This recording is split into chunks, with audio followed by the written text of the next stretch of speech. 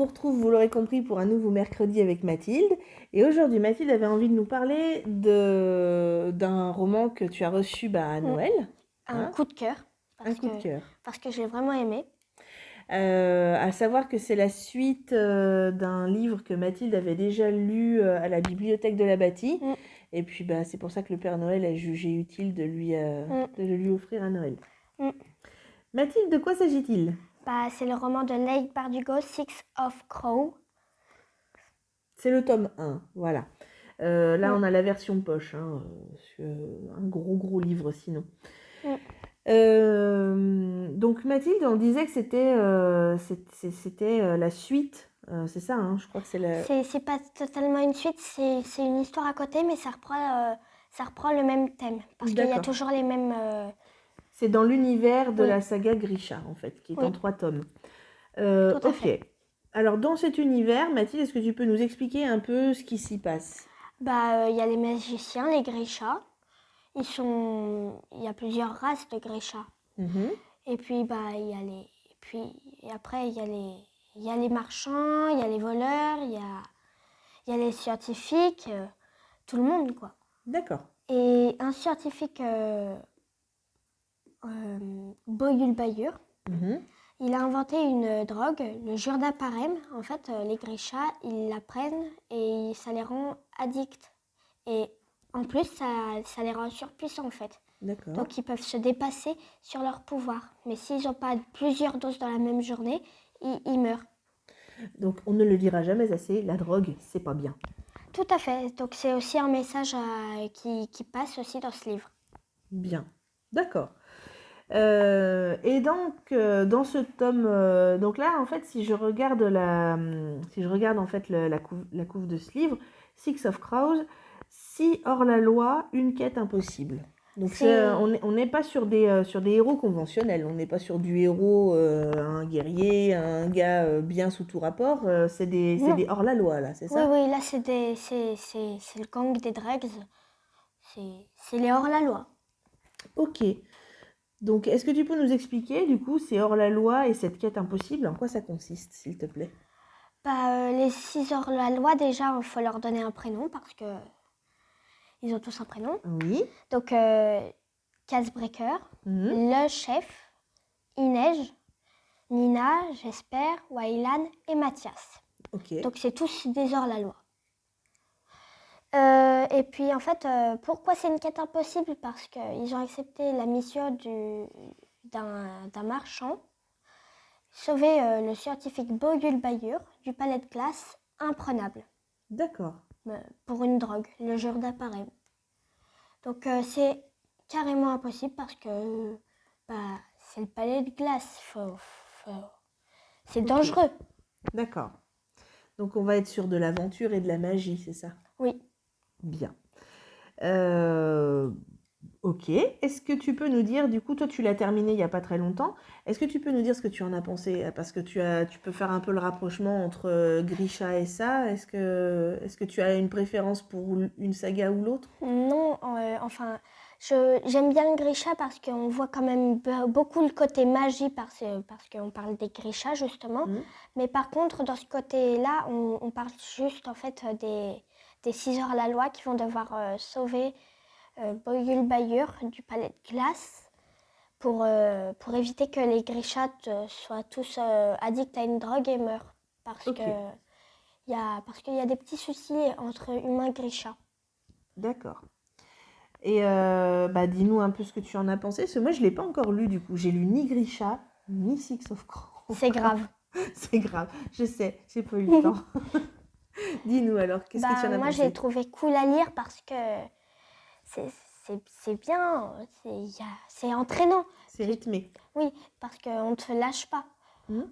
Au début, on te pose le décor, on te dit il y a ça, ça, ça et ça. Donc après, ça te met directement en aventure et après, jusqu'à la fin, t'es le souffle coupé, en fait. Ok. Il y a aussi du suspense parce que qu'est-ce qui va se passer avec cette quête impossible? Parce qu'ils peuvent mourir à tout moment, hein. C'est pas sans le savoir. Oui, oui. Il y a aussi, ce qui est cool aussi, c'est qu'il y a un chapitre à chaque personnage. Donc, par exemple, Kaz, il aura son chapitre à lui, où on découvre peut-être un peu sur lui. D'accord. Parce qu'on sait très bien que... Parce que sur chaque chapitre, en fait, il y a leur prénom. Et est-ce que tu peux nous préciser du coup, parce que oui, je vois là par exemple chapitre 3, c'est Kaz. Mais, et puis ça va changer. Après, j'ai vu, j'en avais un qui s'appelait Mathias. Mathias. Donc voilà, ça va être Mathias. Par Mais exemple, est-ce que tu peux nous dire si les chapitres sont racontés par Par la personne. par la personne Oui, ou si ils sont ou si c'est d'un personnage extérieur? Ils sont racontés par la personne qui... D'accord, donc c'est bien du point de vue, Oui. du point de vue du personnage qui est concerné par ce chapitre. Oui. Ok, bah c'est cool parce que du coup Mm. ça doit donner un sacré bon rythme à ce roman finalement. Oui, parce qu'en fait, on voit chacun le point de vue. Parce que avoir tout le temps le point de vue d'une seule personne, c'est Ouais. un peu droit. Là, il y a plusieurs chemins où il y a plusieurs personnes. Et puis si ça avait été un personnage extérieur, un narrateur extérieur, ça aurait peut-être mis un petit peu trop de distance par rapport au lecteur qui aurait peut-être moins apprécié l'histoire et puis le rythme. Ouais, je suis assez preneuse de ce genre de narration. Et puis aussi, pour éviter de se perdre, parce que par moment, on va devoir schématiser un peu ce qui va se passer, il y a les cartes, en fait. Il y a la carte du monde entier. Donc, voilà. Et puis après, si on tourne la page, il y a la carte du palais de glace imprenable. Donc, parce qu'en fait, il faut schématiser. Donc, Et après, puis on a là, aussi les personnages, c'est ça que tu oui, voulais me donc, montrer. oui. Donc ça, c'est Kaz, il neige. Donc, il y a tous les personnages répertoriés dedans. Ok. Donc, il est vraiment sympa à lire.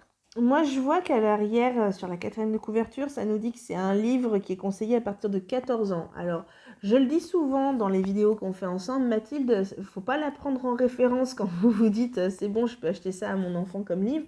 C'est Mathilde, elle a vraiment l'habitude depuis toute petite de lire énormément et elle lit vraiment des fois des choses vraiment compliquées.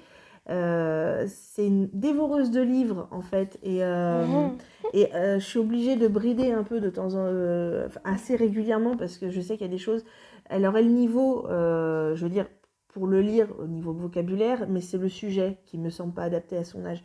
Donc là, je pense que le sujet, c'est pas le problème, le sujet du roman. C'est, je pense que voilà, Mathilde, elle va avoir 11 ans et elle est en capacité de lire ce genre de roman. Mais je pense qu'on est d'accord, toi et moi, pour dire que oui, c'est bien adapté quand ils disent à partir de 14 ans. Oui, parce que en plus, c'est par moment.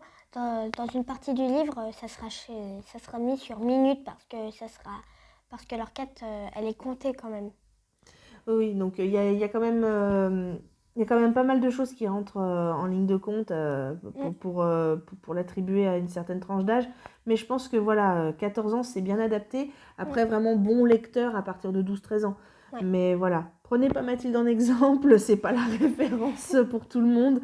Voilà, vraiment, si on vous le dit, c'est pour vous. Mettez pas ça dans les mains d'un enfant trop jeune, il aura vraiment trop de mal à le lire et il passera à côté et ça sera dommage, ça serait le dégoûter pour rien parce que peut-être que justement plus tard, il aurait aimé le livre. Voilà. Bah écoute, merci Mathilde pour ce retour. Je suppose que tu vas me demander le tome 2 très rapidement.